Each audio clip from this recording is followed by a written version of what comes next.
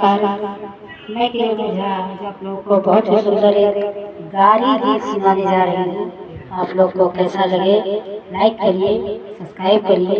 और हमारे चैनल सुधा मार्केट में ढेरों गीत को आप लोग फुल सपोर्ट करिए। ककड़ी माँ बतिया हजार लगे, ककड़ी माँ बतिया हजार लगे, ककड़ी माँ ककड़ी तोड़न चलली समधी के बहिनी, समधी के बहिनी कोने का चोर हजार लागे, ककड़ी माँ बतिया हजार लागे, ककड़ी माँ ककड़ी तोड़न चली समधी के बुआ, समधी के बुआ उनका गुंडा हजार लागे, ककड़ी माँ बतिया हजार लागे, ककड़ी माँ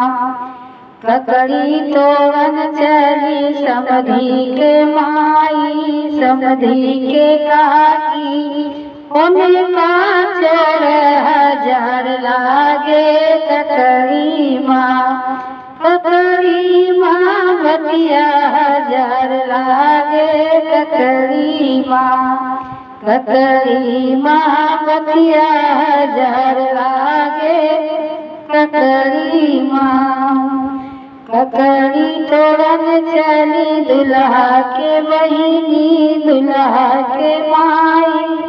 उनका गुंडा हजार लागे, ककड़ी माँ बतिया हजार लागे, ककड़ी माँ बतिया हजार लागे, ककड़ी माँ अरे ककड़ी तोड़न चली दुल्हा के बुआ, दुल्हा के मौसी उनका गुंडा हजार लागे, ककड़ी माँ बतिया हजार लागे,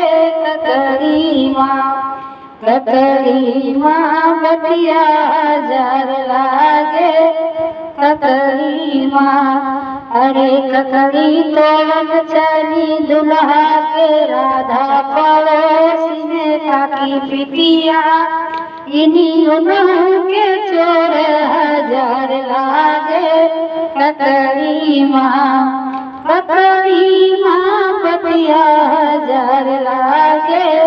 ककड़ी माँ बतिया हजार लागे, ककड़ी माँ। आप लोग पूरे वीडियो फुल वॉच करिएगा और कमेंट करके बताइएगा कि आप लोग को गाड़ी गीत कैसा लगा।